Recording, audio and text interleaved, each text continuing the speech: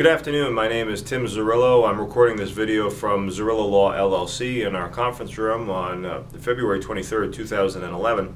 And this video is about a question that we get frequently. What is the home state of a child for Uniform Child Custody Jurisdiction Enforcement Act purposes? That's the UCCJEA, and all states have a form of it.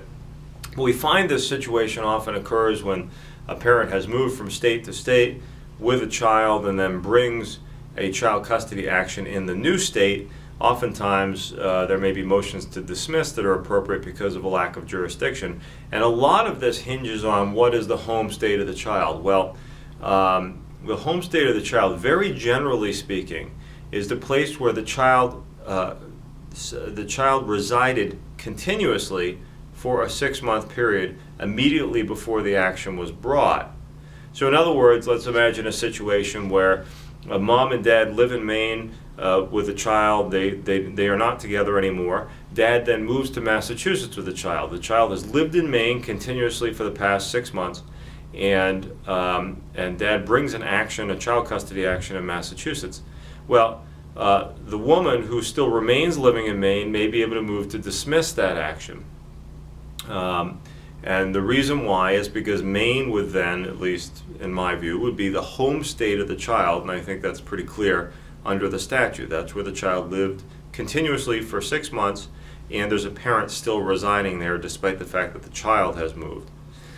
Now, this can manifest itself in a number of different ways. It can get quite complicated, but that's the general idea. It's not the only factor, but it's one of the factors that's considered. It sometimes is the controlling factor. Often in these types of cases, you will see judges getting together with judges from other states and then discussing how they're going to handle this, which state is the appropriate home state, and then deciding some other issues like what is the most convenient forum for the parties, etc.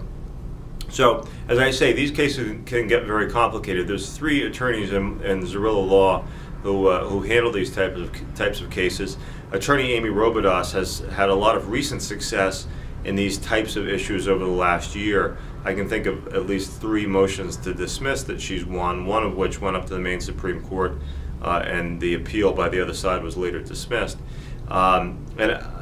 Basically what I'm getting at is if you have one of these types of cases, really the easiest thing to do is call, because it can get very complicated. So give us a ring, and the best way to reach us is by phone or email.